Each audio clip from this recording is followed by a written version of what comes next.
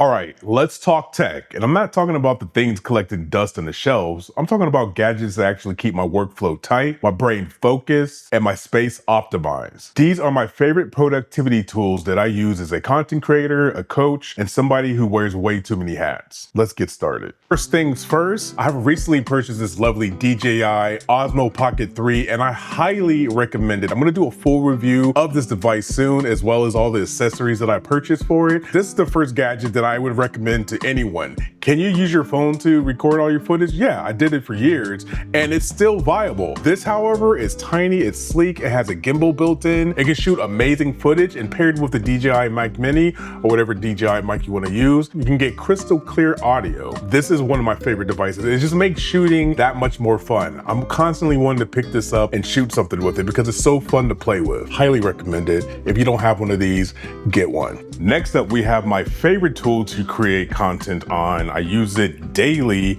and that is my iPad Pro 12-inch edition. It's amazing.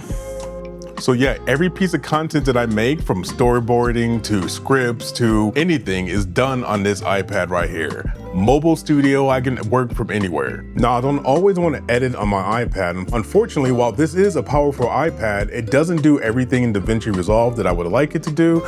That's why I have this Mac Mini M2 Pro for my main editing device. Now, for both of these devices, you can see right here, I have an Anker stand for my iPad that allows me to plug in different peripherals, connected to a HDMI source if I wanted to. I also have a dock for my Mac Mini because these ports right here are necessary, and unfortunately this version of the Mac didn't come with them all. Why do I use Mac to do all of my editing? I just like using an operating system a lot more than I do in Windows. It's just fun, and if it's fun, then I'm more likely to do it. Now for my camera solution on this device, now this whole setup that I'm showing you, this is my production desk. And sometimes I need to get on camera, so that's why I have the Link 2 camera. It's an AI powered camera. You can turn it on, it'll track you. You can do a lot of stuff in the settings here.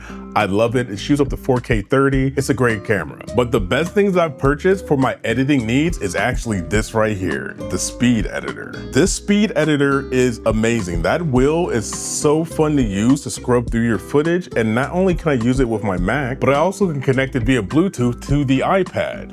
Why is that important? Well, the speed editor combined with the iPad, combined with the Magic Keyboard, I'm able to edit video wherever I go. And it's a great setup, and I love it. It's an awesome mobile office. And that, for the most part, is my setup that I use on this desk. Now let's go to the streaming content desk. Oh, I forgot to mention, I also have the PodMic hooked up to this Mac, as well as the Neo Stream Deck, because everybody should have a Stream Deck. All right, with that out the way, let's go see what the stream setup looks like. It's awesome. It's one of my favorite rooms in the house, and you'll see why here in a second. All right, the first thing you're gonna notice is the super bright lights. These are the Elgato key lights, and I have 3 of them to make sure that my lighting is even. Could I do a better job of this? Probably, but I don't know anything about lighting, but it works for what I need it for.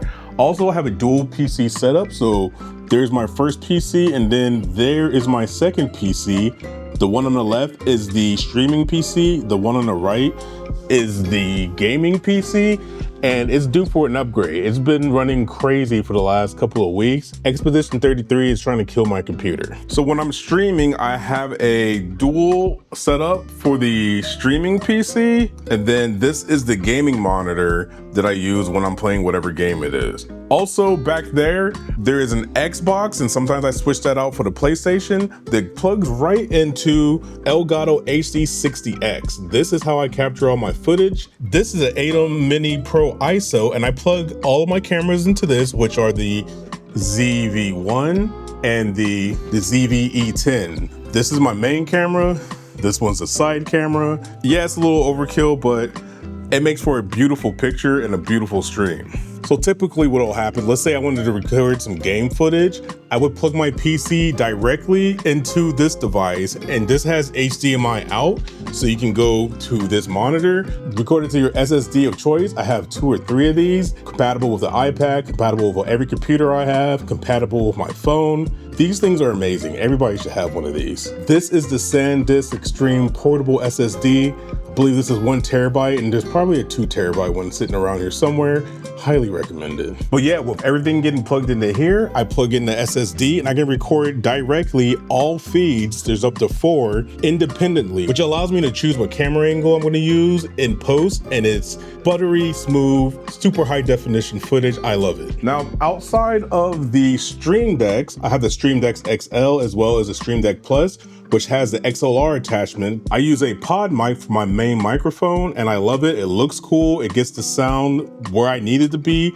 It gets the job done. What can I say? Now, this right here is a Logitech PowerPad, I believe the name of this is. I don't even know if they sell this anymore, but essentially this mouse has a little sensor at the bottom that allows this wireless mouse to stay charged as long as it's on this. There's a piece under there that actually charges the device wirelessly, but this is my favorite product from Logitech. And I don't even know if they make these anymore, but if they do, highly recommend it. You should get one of these. You probably noticed them all over the room, but in order to aid in my creativity, I must have a tripod. This one specifically for my phone, but of course you can take that off and put it on whatever you want. This one is great for overhead shots. I usually put my Pocket 3 there, tilt it down, and I can get any shot that I want. Also, one of my favorite tripods ever is this Manfrotto one. You can change this out to whatever you want, but I usually put my phone up there if I need to record something quick. Everybody should have at least one of these. They're kind of pricey, but wait for them to go on sale. That's how I got this one. And for my external battery needs, we have this ANKER battery.